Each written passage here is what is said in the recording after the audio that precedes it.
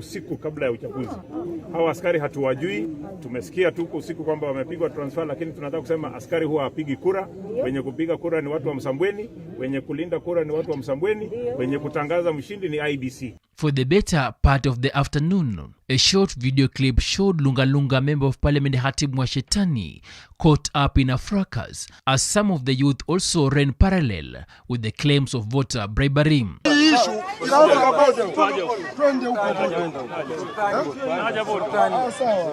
However, the IBC issued a statement saying the commission is yet to receive any official complaint about voter bribery in the by-election. IBC said that some politicians only turned up to mainstream media to accuse each other of voter bribery and further dragged the commission and its staff in what IBC said is the propagandist pronouncements. As the incidents unfolded, former Machakos Senator Johnson Muthama, who is one of the campaigners of Faisal Badera, was arrested in Diani and detained at the Port Police Station in Mombasa over alleged disturbance as voting was underway.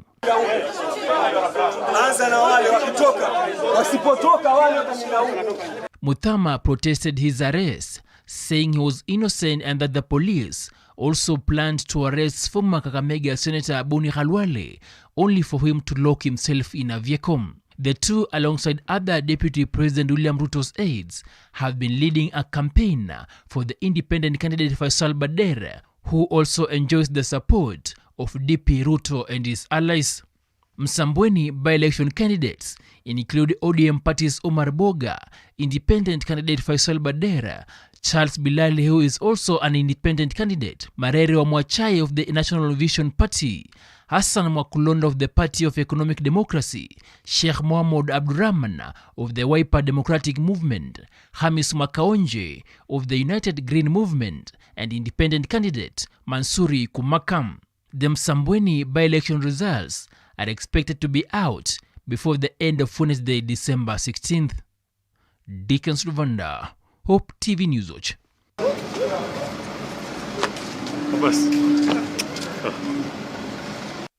And tension marred the by-election in Daboso ward of Kilifi County with claims of bribery and intimidation from supporters of the two main candidates. At the Daboso Primary School, chaos almost broke out when police officers dispersed a crowd that had gathered outside the polling center moments after Kilifi North Member of Parliament Owen Baya cast his vote. Baya had earlier accused the Orange Democratic Movement ODM party of intimidating MDG party candidate Emmanuel Changawa. Speaking to journalists after casting his vote, Baya said ODM party had hired goons from Nairobi to intimidate voters. Tukifikia hapa sahi tuko katika kituo cha Mjomboni na sahi watu wanapiga kura kwa amani, hakuna shida. Lakini iko vijana wanaongozwa na Nyundo wametoka Kilifi na grupu imetoka Nairobi. Wanakuja kutishia watu Mjomboni, wana magari wanazuka karibu 30. Nataka kuhakikishia kama wakazi wa Mjomboni wapige kura kwa amani, hawana shida. Na hii matishio yao wapeleke mbele. Mtu akipiga kura aende nyumbani akangoje majibu. Hiyo ndo kitu nataka kuambia vijana wasidanganywe. Mtu akimaliza kupiga kura anaenda nyumbani kungoja majibu. Kituo kimefunguliwa saa 12 na tunapiga kura bila shida yoyote. Watu wapige kura bila kutishwa na pia watu wapige kura wakijua kwamba wanachagua kiongozi ambaye atawasaidia katika maendeleo. Kwa hiyo mimi nataka kuambia IBC kwamba na askari, kwa sababu mimi naona kwamba askari wetu hapa wamekuwa compromised, kwamba wanaachia watu wanaingia ambao si wapigaji kura wa hapa, wanaingia paka ndani ya vituo, wanaharasi watu, na hilo ni jambo ambalo mimi kama kiongozi wa sehemu hii hatutakubaliana na hilo jambo. Na mimi nimesema we don't want unnecessary tension. Moving on, Kenya and Somaliland governments have reaffirmed their commitment to deepen their cordial bilateral ties. After 2 days of intense deliberations, President Uhuru Kenyatta and his Somaliland counterpart President Musa Bihi Abdi agreed on key issues of mutual interest that will see the two countries work together for development purposes. This as tension between Kenya and Somalia has continued to rise over the last few days that has seen Somali government cut diplomatic ties with Kenya. Tony Omondi has the details. Welcome. Amid simmering tensions between Kenya and Somalia, the government of Kenya is looking to strengthen its relationship with Somaliland, a self-declared country which is internationally considered to be part of Somalia. On Sunday, a delegation from Somaliland led by its president Musa Bihi Abdi arrived in the country for bilateral talks with Somalia, accusing Somaliland of undermining its sovereignty over the meeting.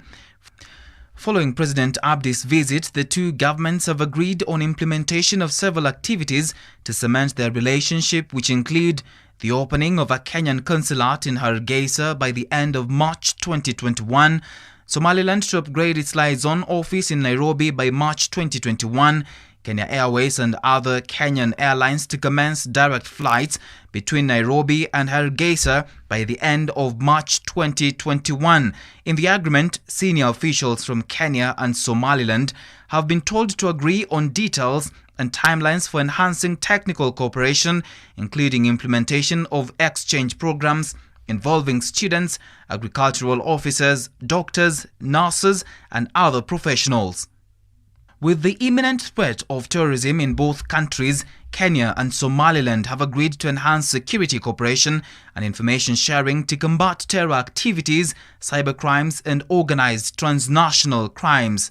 As Somaliland celebrates a successful relationship, Somalia, in retaliation, has cut diplomatic ties with Kenya and recalled all its diplomats from Nairobi. The government of Somalia has also given Kenyan diplomats in Mogadishu 7 days to leave the country. This announcement was made by the Minister of Information, Osman Abubakar Dube, on state media.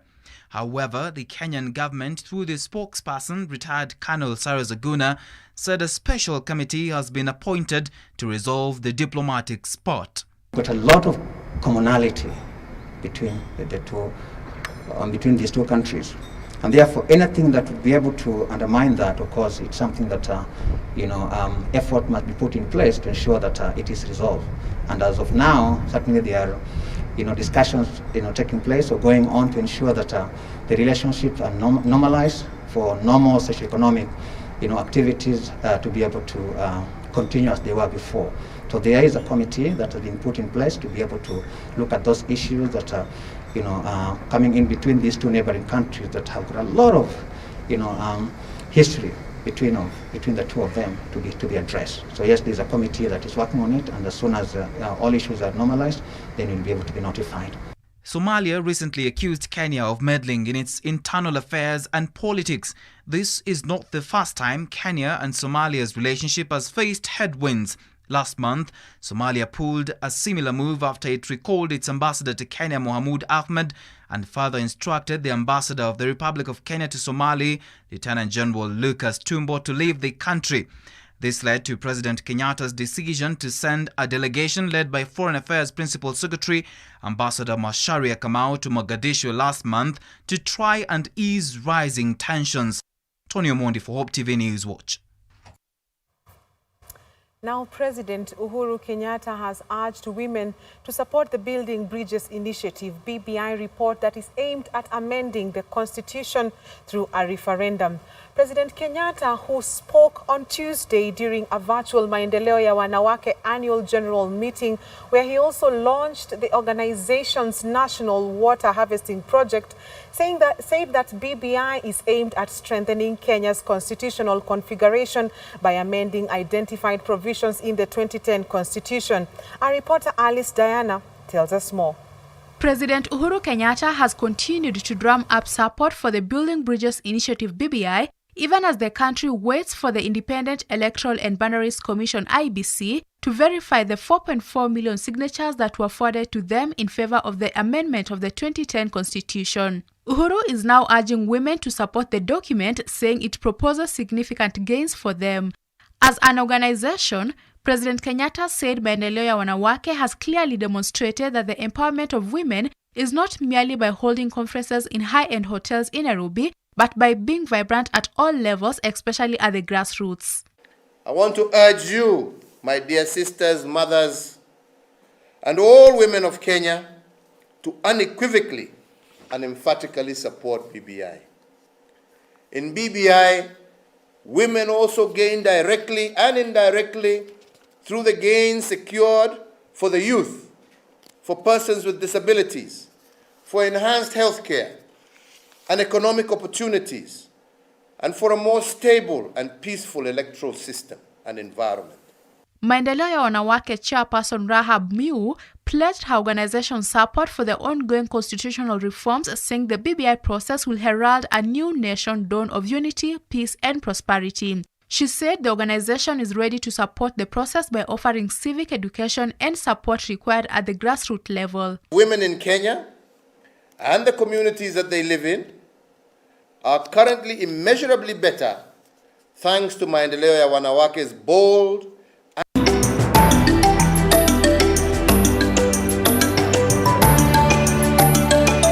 President Uhuru Kenyatta has continued to drum up support for the Building Bridges Initiative BBI, even as the country waits for the Independent Electoral and Boundaries Commission IBC to verify the 4.4 million signatures that were forwarded to them in favor of the amendment of the 2010 Constitution. Uhuru is now urging women to support the document, saying it proposes significant gains for them. As an organization, President Kenyatta said Maendeleo ya Wanawake has clearly demonstrated that the empowerment of women is not merely by holding conferences in high-end hotels in Nairobi, but by being vibrant at all levels, especially at the grassroots. I want to urge you, my dear sisters, mothers, and all women of Kenya, to unequivocally and emphatically support BBI. In BBI, women also gain directly and indirectly through the gains secured for the youth, for persons with disabilities, for enhanced health care and economic opportunities, and for a more stable and peaceful electoral system and environment.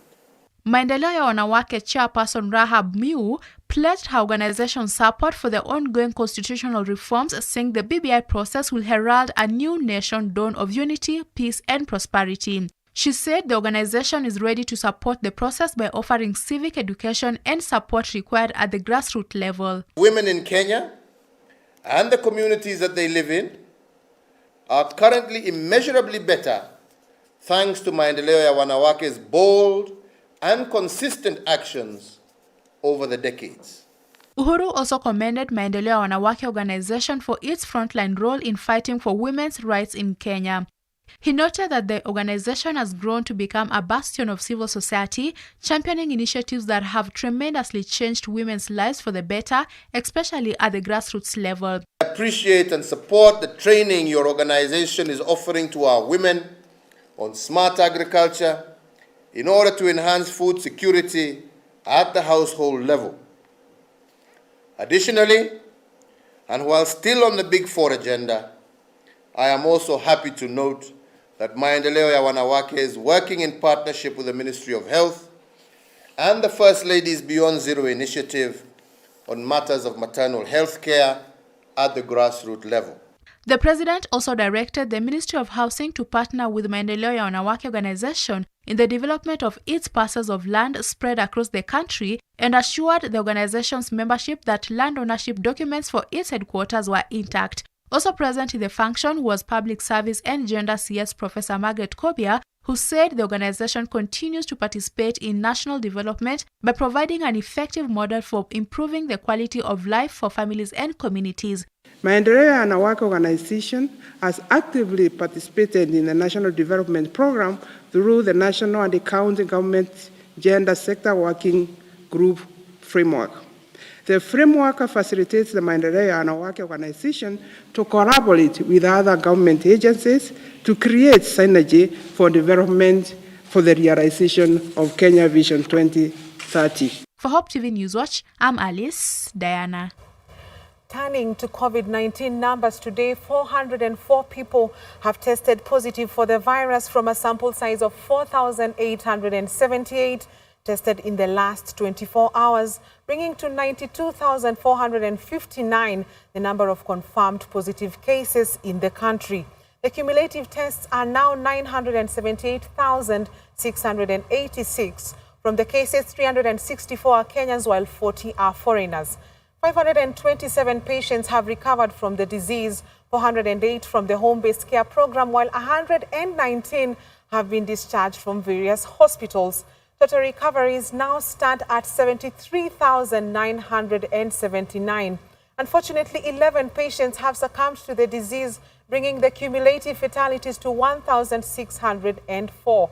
On distribution of cases for the top 10 counties is as follows. Nairobi has 118, Kilifi 110, Mombasa 66, Makueni 26, Nakuru 23, Kiambu 12, Kisumu 11, Turkana 9, Kwale 5, and Nyeri 5.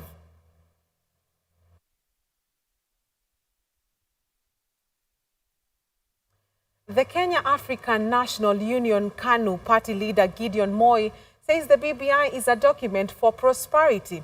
Speaking when he met his party delegates from Nyeri County, Moi told political leaders in the central Kenya opposed to the initiative to stop bullying the president.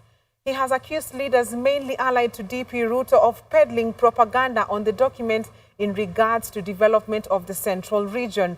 Moi, who was flanked by Nyeri Senator Ephraim Maina, Kieni MP Kanini Kega, and Othaya MP Gishuki Mugambi, said that BBI should be supported by all Kenyans since it will unite the country and stop tribal animosity.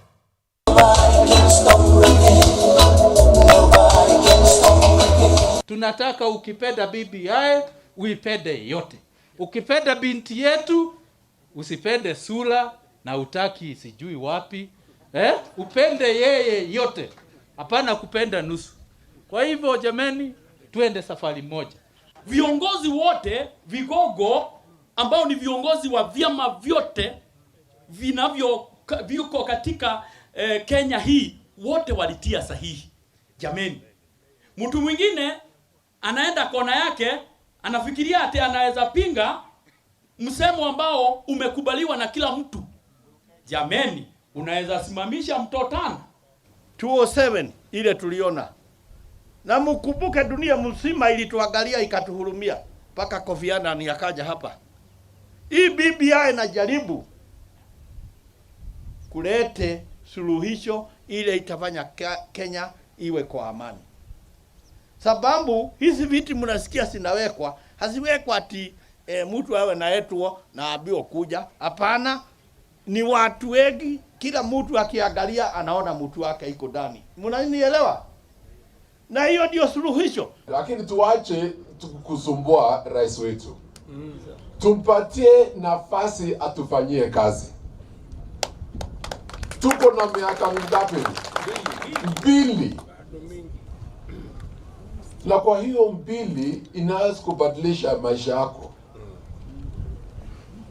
Kama utaki, wacha ibadilisha maisha ya ndugu yako au mwenzako. 2 years is a long time. Tumwache afanye hiyo kazi zake, atusaidie sisi zote kama wa Kenya. Wakati ataenda nyumbani ndio tutaona. At that time utakuwa na nafasi yako hata wewe uende mbele. So tafadhali ninawasihi, na nyinyi kama watu wa Central, unga yeye mkono juu chini. Again, the greatest beneficiaries takuwa nyinyi.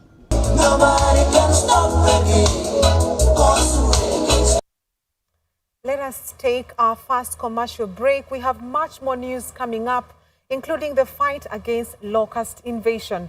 We'll be back shortly.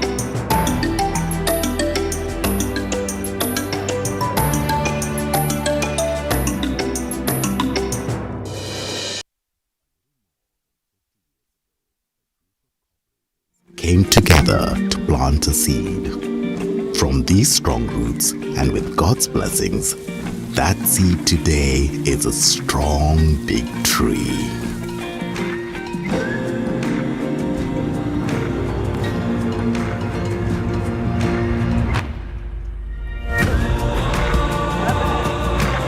Cooperative Bank has grown to serve not only the needs of the cooperative movement, but also by helping unlock new and creative opportunities.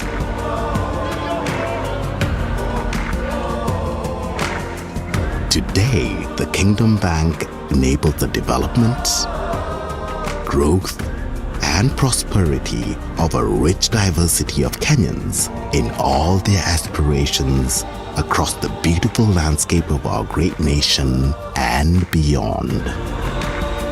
Through innovative products, harnessing new technologies, and striving to meet and exceed the needs of our customers in a fast-changing world.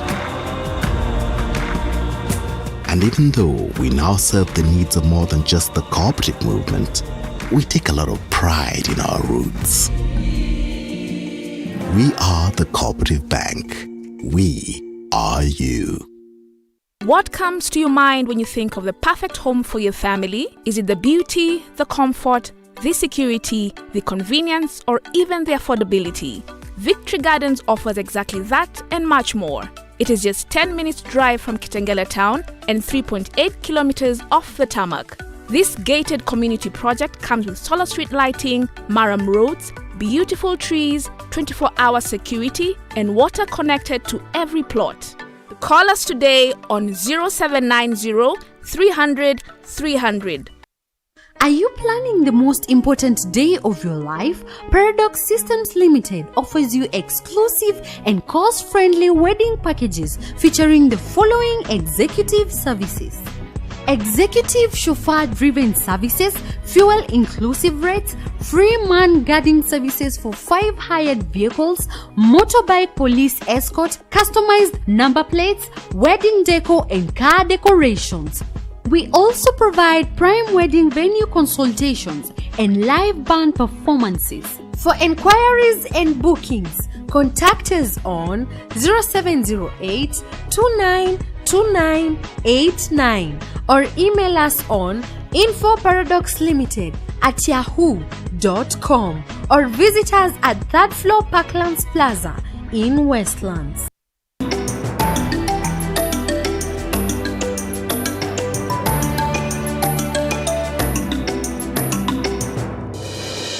Very warm welcome back. The government has put in place several mechanisms that will help in fighting the second wave of desert locust that has already started to invade the country.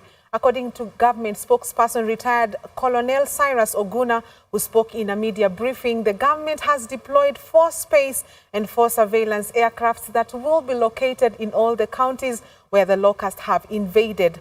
Oguna has further said the government is establishing new bases that will be used to fight the locusts and contain them on site. Mark Kimondo now reports.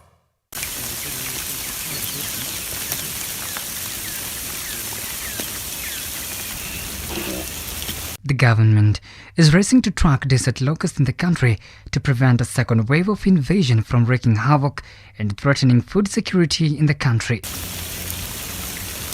While giving government updates on several issues of concern, government spokesperson retired Colonel Oguna said that the government has acquired and deployed 4 space and 4 surveillance aircraft that will be in all counties where the locusts have invaded.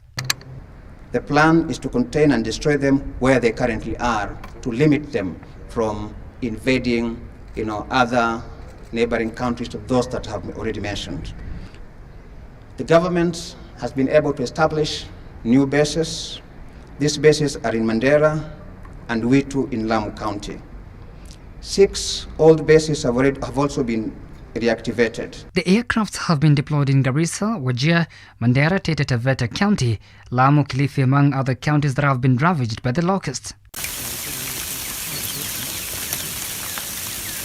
A statement on the Locust Watch website reveals a mature swarm is headed to Kenya through Marsabit County from the southwest region of Teltele in Ethiopia. We all know that these locusts have the potential to destroy farmlands and even any form of green vegetation.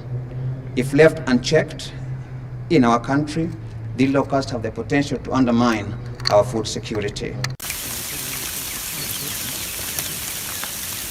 Desert locusts have several negative effects and can be completely destructive because they compete for grazing land with animals and can completely destroy precious crops in an area. With this, the government is very active on this project and has employed 100 National Youth Service personnel as well as 160 extension officers to boost operations on grounds affected by the locusts. Sometimes it is also important that these locusts are attacked from the ground, and therefore we have deployed NYS personnel to help in terms of combating on the ground, and in this effort we have 100 National Youth Service personnel who have been deployed in Witu Base to boost ground control and surveillance effort along the coastal region.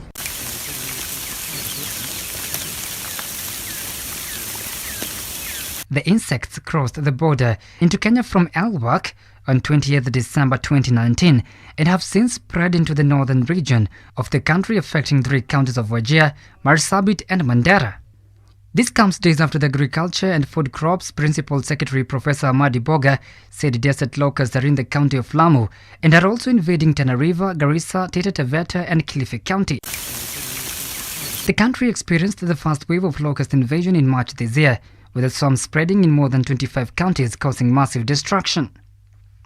In April this year, the World Bank gave Kenya 4.5 billion shillings loan to help in the fight against the locust, with the loan expected to be paid in 30 years. The invasion that posed a severe food insecurity was described as the worst outbreak in the last 70 years. Mark Kimondo for Hope TV, Nairobi.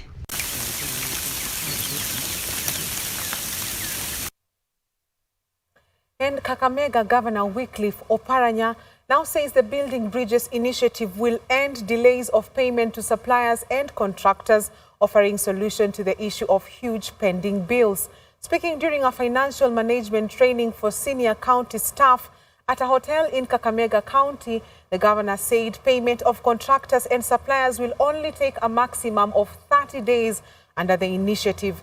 He regretted that some contractors and suppliers are shying away from doing business with counties due to delay in payments, saying the situation should be fixed. Paying a debt is as important as paying a salary, because we cannot be getting services and goods from the public or from the suppliers and we don't pay them. That's a crime. You can see even in the BBI, now they have come with suppliers bill, where it will be mandatory that you must pay within 30 days. Unless there is something why you are not paying 30 days, and you should be able to explain to the supplier. So long as the supplier has delivered what is supposed to deliver, you have signed that you have received that service, from that date, 30 days, that supplier must have been paid. If it's not paid, then you are liable to be jailed. That's the legislation that is going to come. And this is coming up because of what is happening in the national government, what is happening in the counties. In fact, I've met quite a number of people, suppliers, contractors, who say, nowadays I don't deal with counties. There are only specific counties I can deal with, but other counties, you can be auctioned. Some people have been auctioned, they have lost their valuable properties because they are not being paid by the counties. This is very unfortunate. And that's why we insist at the beginning, before we engage into any procurement, there must be money available. That particular item must have been budgeted for. Yes. And Taita Taveta Governor Granton Samboja has commissioned goods procured under the Water and Sanitization Development Project funded by the World Bank and the Government of Kenya. Speaking in Tavevo offices in Voi, Samboja said the 10,000 water connection meters, 2 water boozers and 2 exhausters will boost water supply in Taita Taveta County. wananchi wengi maji yako, lakini they have not been connected kwa sababu meters hazikuwa. Leo ni furaha yangu kupokea mita 10,000 ambazo leo hii na kuendelea sasa zinasambazwa ili wananchi waweze kuwa connected na maji. Vile vile tumepata magari ambazo ni magari za maji na zingine 2 ni exhauster. Leo hii nina furaha hizi 2 za maji kutangaza, moja inaenda Mwatate na ingine inaenda Wundanyi. Hizi za exhauster, na nakubaliana na wewe Mheshimiwa Omari, zitatusaidia pakubwa. Kwa hivyo mimi ninataraji ya kwamba board mmeweka mikakati ya kutosha ili tupunguzie wananchi kilio cha kukodesha magari ya exhauster mara kwa mara. To the much awaited Huduma cards, residents of Siaya County have started getting their Huduma number cards, after the government released 200 of them. Launching the distribution of the cards outside his office in Siaya Town, Area County Commissioner Michael Oletialal urged Kenyans to disregard the rumors reports that the cards will be used to rig elections. He said the cards will ensure members of the public access government services in an efficient and faster way. He has also cautioned Kenyans to be wary of fraudsters who have been sending short messages to the public demanding money for the delivery of cards. Lakini leo hii tunataka kuwaeleza hawa doubting Thomases ya kwamba serikali kamwe haidanganyi. Serikali ni baba yetu, serikali ni mama yetu, serikali ni serikali ya ukweli. Ahadi yoyote ile ni sharti itimizwe, kwa sababu ni serikali imesema na ni serikali inajali, ni serikali ambayo inapenda watu wake. Muweke vizuri Yaka vizuri. Back in Taita Taveta County, Governor Granton Samboja has overseen the distribution of breeding beef cattle, goats and sheep breeds in a bid to improve the local herd in Mata Ward, Taita Taveta County. Speaking in Okojong village in Mata, Samboja stated that the distribution drive was informed by a selective process of the respective breeds, where livestock keepers will receive animals with desirable traits to survive harsh environment.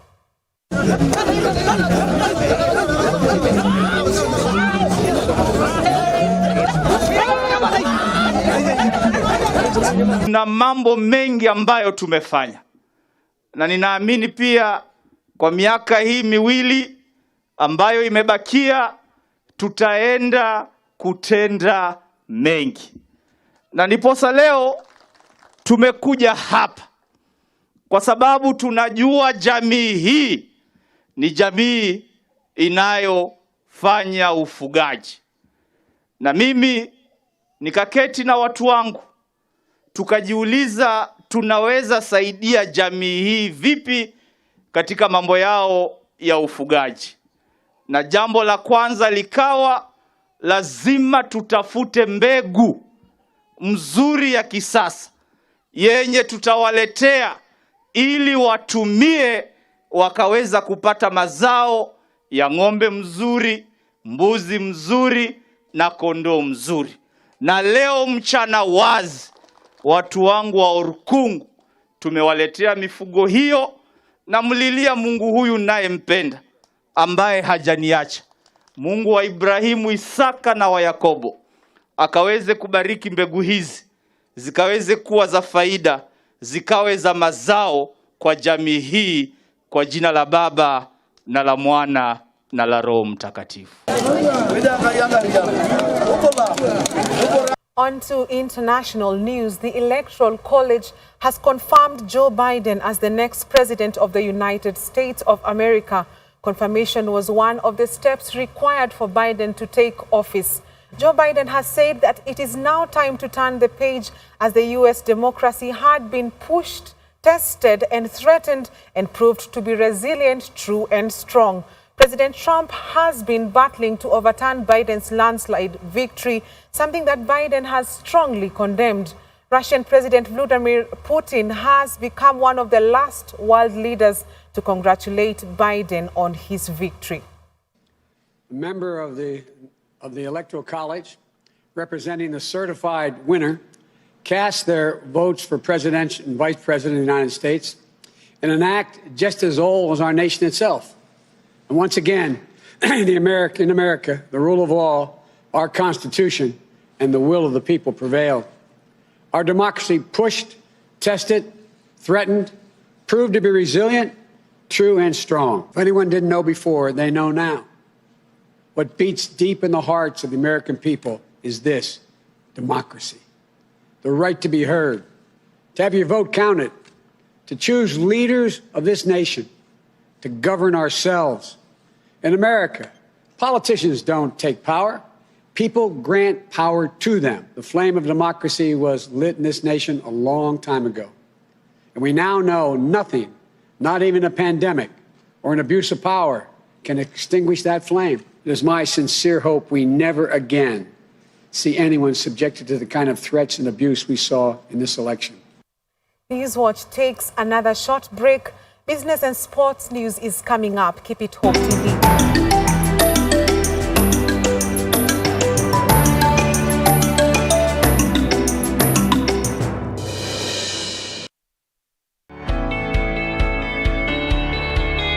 Dunia ni mali ya Bwana na vyote vijazavyo. Nguruwe ni mali ya Bwana au?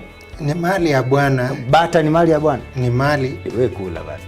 Acha mambo mengi. Yesu ndiye njia. Muislamu yoyote ambaye anamkataa Yesu, kwanza sisi tunamjua ni kafiri. Bila huyu Yesu, mtu aendi kwa Baba. Ungana na walimu wa neno wanapochambua masuala tata katika Biblia, wakiyalinganisha na vitabu vingine vya kidini. Je, kuna ushahidi wowote Muhammad aliwahi na Qur'ani?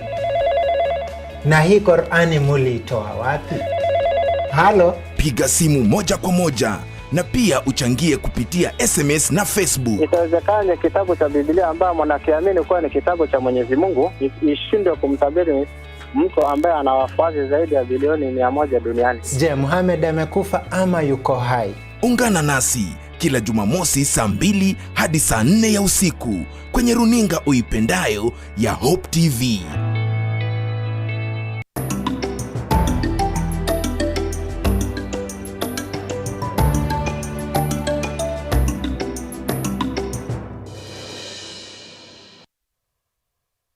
Glad you're still with us. Now on to business news. National Bank of Kenya has partnered with the National Youth Service NYS to plant 50,000 tree seedlings in the Tana River Basin as part of the Greening Kenya initiative. The tree planting campaign is part of government efforts to grow the country's forest cover to 10% by the year 2022. It aims at growing and nurturing 50 million tree seedlings, with each parastatal allocated a quota. The UN Environment Program, estimates the country's current forest cover is at 7%.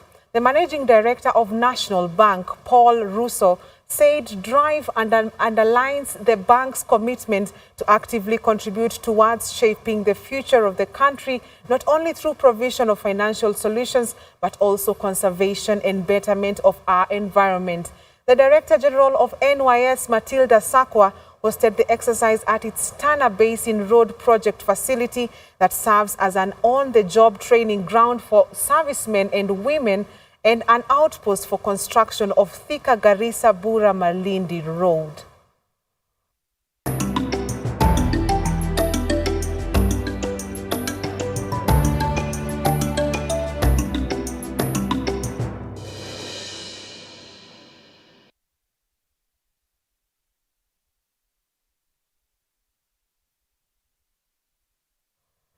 And in sports, Uasin Gishu has launched the 3rd edition of the Eldoret City Marathon that will be held on 11th April next year, after the marathon was postponed this year because of the COVID-19 pandemic. The Green Marathon is the highest paying race in Africa.